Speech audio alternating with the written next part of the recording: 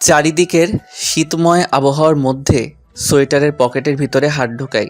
রাস্তা দিয়ে হাঁটছি আর মনে মনে ভাবতেছি, এবার শীতে যেমনেই হোক সিলেট তো জামুই জামু। কিন্তু সিলেট যে জামু, পকেটের মধ্যে তো মাত্র 2টা 5 টাকার কয়েন ঝনঝন করতেছে। এই 2টা কয়েন দিয়ে কেমনে সিলেট জামু এইসব ভাবতেছি। আর সাত সকালে রাস্তা দিয়ে হাঁটতেছি। রাস্তার সাইড দিয়ে বাস, ট্রাক, মাইক্রো শা শা করে ছুটে যাইতেছে। আহা, আজ যদি আমি বাসের কন্ডাক্টর হইতাম, কি আরামসেই না সিলেট যাইতে পারতাম। ফাড়া কপাল আমার, খালি 2টা 5 টাকার কয়েন পকেটে নিয়ে ঘুরতেছি। ছোটোবেলার কিছু অভ্যাস এখন আমার মধ্যে বিরাজমান। তবে সবচাইতে বেশি যে জিনিসটা ছোটোবেলা থেকে আমার ভিতরে কাজ করে সেটা হলো, ধরুন আমি আকাশ দিয়ে একটা প্লেন উড়ে যাচ্ছে আর আমি নিচে থেকে হা করে প্লেনটাকে উড়ে যাইতে দেখতেছি। ঠিক সেই মুহূর্তে আমার মনে হতো, বড় হয়ে যেমনিই হোক আমি তো একটা প্লেন কিনবো আর সারাদিন আকাশে বাতাসে উড়ে বেড়ামো। আবার মনে করেন আমার আপেল খাইতে মন চাইছে, কিন্তু কেউ আমারে সেই সময় আপেল কিনে দেয় নাই। ঠিক সেই মুহূর্তে মনে হতো আমি যখন বড় হমো তখন আপেলের দোকান দিমো আর সারাদিন বসে বসে আপেল খামো। আর যদি আপেলের দোকান দিতে না পারি তাহলে যে মেয়ের বাপের আপেলের দোকান আছে সেই মেয়েকে বিয়ে করবো। তারপরে সারাদিন খালি আপেল আর আপেল খামো। আবার মনে করেন সাপের ছবি দেখতেছি, হঠাৎ যখন নায়ক সাপ হয়ে যেত তখন মনে হতো, আহা, আমিও যদি সাপ হইতে পারতাম তাহলে আমারও একটা সুন্দরী নাগিনী থাকতো। আবার যখন কটকটিওয়ালা আসতো তখন মনে হতো বড় হয়ে কটকটিওয়ালা হমো আর সারাদিন কটকটি খামো। হাওয়াই মিঠাইওয়ালা আসলে মনে হতো বড় হয়ে হাওয়াই মিঠাইওয়ালা হমো। এক কথায় আমার যাই ভালো লাগতো আমি সেটাই হইতে চাইতাম। আর এই অভ্যাসটাই এখনও আমার ভিতরে আছে। এত বড় যে হইছি তাও ওই ছোটোবেলার আরমান আর এখনের আরমানের কোনোটার কোনো পরিবর্তন নাই। এখনও যদি দামি কোনো গাড়িতে চড়ে কাউকে যাইতে দেখি তাইলেই মনে হয়, হেতার তো খালি এই একটাই গাড়ি আছে, আমি তো একদিন এর থেকে দামি দামি গাড়ি বানানোর একটা কোম্পানি দিব। সেই ছোট থেকে আজ অবধি হাওয়াই মিঠাইওয়ালা থেকে বড় বড় কোম্পানির মালিক কিছু হওয়াই বাদ রাখি নাই। সবশেষে এখন পকেটে 10 টাকা নিয়ে সিলেট যাওয়ার স্বপ্ন দেখতেছি। যাই হোক, অনেক ভকর ভকর করে ফেলছি, এখন পরিচয়টা দিয়েই দেই।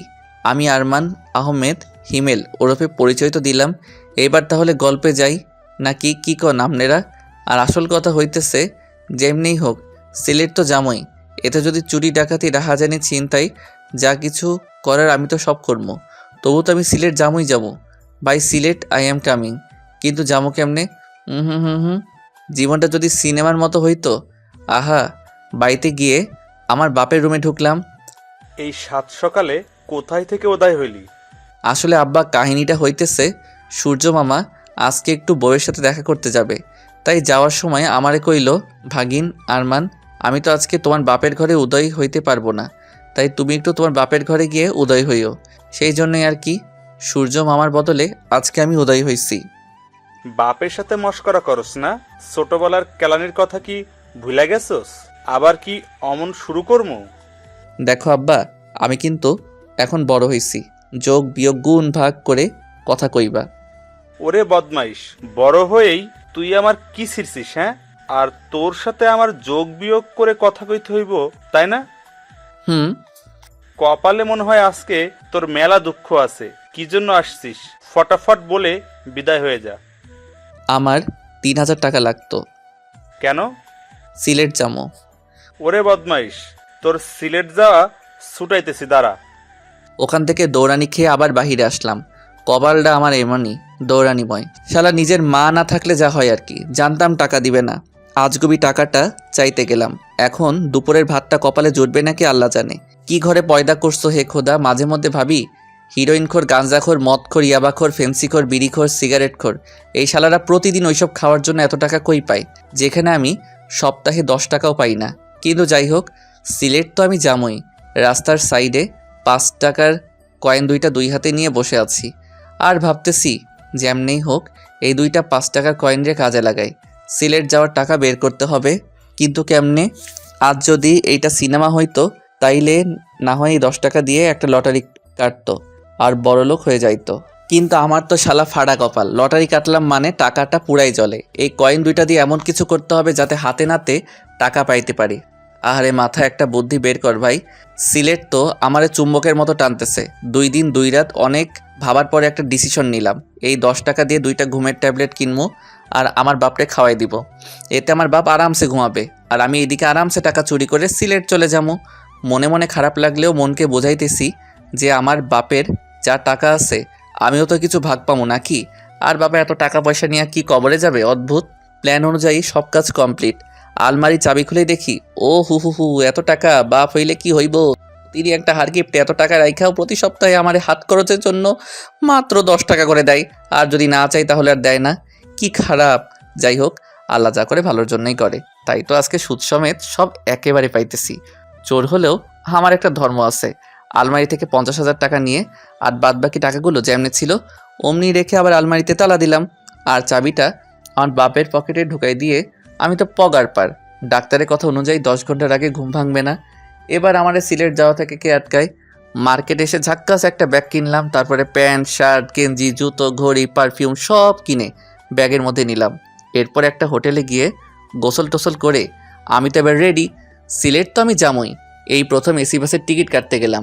সিট তো পাইছি, তাও আবার একদম পিছনে। ফাটা কপাল হইলে যা হয়। আচ্ছা, সিট যেখানে হয় হোক, বাস তো এসি। বাসে উঠে সিটে গিয়ে বসলাম। আহা কি নরম সিট, হি হি হি। সিটে বসেই মনে হলো পকেট ভর্তি টাকা থাকতে পেটটা খালি রেখে সিলেট জামু, এটা হয় নাকি? বাস থেকে নেমে যা যা খাইতে ভালো লাগে সব কিনে আবার বাসে উঠলাম। জামু আর খামু। একটু পরেই বাস ছেড়ে দিল। কিছু দূর যাওয়ার পরে মনে মনে ভাবতেছি পিছনে বসে একদিক দিয়ে মনে হয় ভালোই হয়েছে। একদম পিছনে দেখে এই সিটের টিকিট হয়তো কেউ কাটেই নাই। এখন তো আমি 2টা সিটে শুয়ে শুয়ে পুরা রাস্তা জামু আর খামু, হি হি হি। 2টা সিট মিলে শুইলাম। পায়ের উপর পা তুলে রাজাদের মতো আঙ্গুর খাইতেছি। আঙ্গুর খাওয়া শেষ, এবার কমলা খামু। কমলা খাওয়া শেষ করে জুস খাইতেছি। এমন আরামে আর রাজার মতো করে যে সিলেট যাবো কোনোদিন ভাবি নাই। হুম হুম হুম। কয়েক ঘন্টা পরে হঠাৎ বাস রাস্তার মধ্যে থেমে গেল। ওহ রে, আমি যাতেই উঠি ওহাতেই কি ঝামেলা হয়। ধুর ভাল লাগে না। আচ্ছা যা হয় হোক, আগে আমার পেটটা ভরাইতে হইব। পেটটা যদি নাই ভরাইতে পারি তাহলে পকেট ভর্তি টাকা থাইকা লাভ কি? শুয়ে শুয়ে পায়ের উপরে পা তুলে চুষতেছি, মানে জুসের পাইপ। একটু পরে এই যে হ্যালো, এটা আপনার বেডরুম না যে পায়ের উপর পা দিয়ে জুস খাবেন। মাথাটা ঘুরিয়ে দেখি চশমা পরা একটা মেয়ে। দেখতে আমার মতো এতটা কিউট না, তবে ভালোই। দেখে তো আমার মতো এতটা কিউট না, তাই একটু ভাব নেওয়ার চেষ্টা করছি। ওইদিকে একটু চেপে যান, এটা আমার সিট। হুম। এই কমলার খোসাগুলো কি আপনি ফেলছেন? না তো, আমি শুয়ে থাকতে একটা জিন আসছিল, সেই হয়তো ফেলছে। ও আচ্ছা, তাহলে এখন সেই জিনকে আবার ডাকেন আর বলেন যে এই খোসাগুলো যাতে তার দিকে নেয়। জিন তো এখন আসবে না। ঠিক আছে, তাহলে আমি কন্ট্রাক্টরকে ডাকতেছি, কেমন? না না থাক, আমি জিনকেই ডাকতেছি। হুম। একটু চোখ বন্ধ করেন। কেন? জিন আসতে লজ্জা পাইতেছে। আচ্ছা ঠিক আছে। নেহাত বাসের মধ্যে আসি, তাই চুপচাপ খোসাগুলো নিজের দিকে নিলাম। তা না হলে যে খেলাটাই না দেখাইতাম, মজা বোঝাইতাম।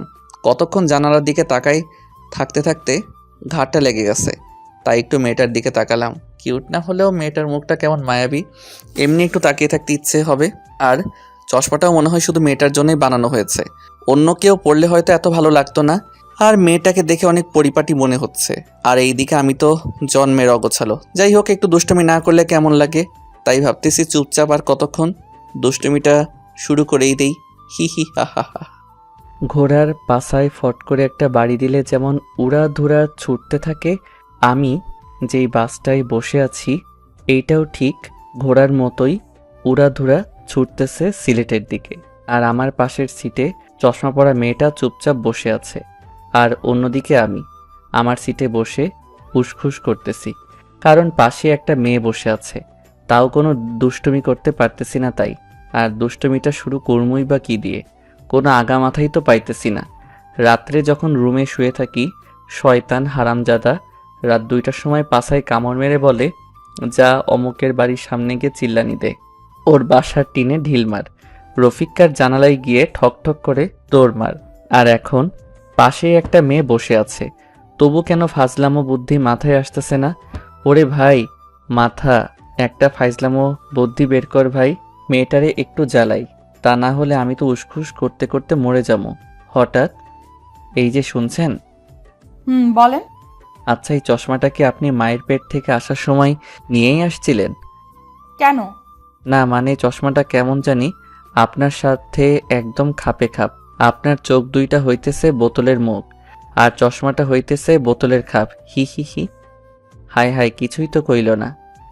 এই যে চশমা, হুম আপনার কাছে পানি আছে? ও চশমা, হুম আপনার বোতল। থ্যাঙ্কস। কি মেরে ভাই, কোনো রাগ তো নাই, সাথে কোনো বিরক্তও নাই। আমারই তো রাগ লাগতেছে। না, এবার অন্য কিছু ট্রাই করতে হবে রাগানোর জন্য। মেয়েটার দিকে তাকিয়ে দেখি চোখ বন্ধ করে সিটে হেলান দিয়ে আছে। হু হা হা হা। কেমন নরম দৃষ্টিতে আস্তে করে আমার দিকে তাকালো। দেখে তো মনে হয় না বকা টকা দিবে। হাই। কিছু কি বলবেন? না মানে আপনার কাছে কি খাবার মতো কোনো কিছু আছে? আসলে অনেক খিদে লাগছে তো তাই।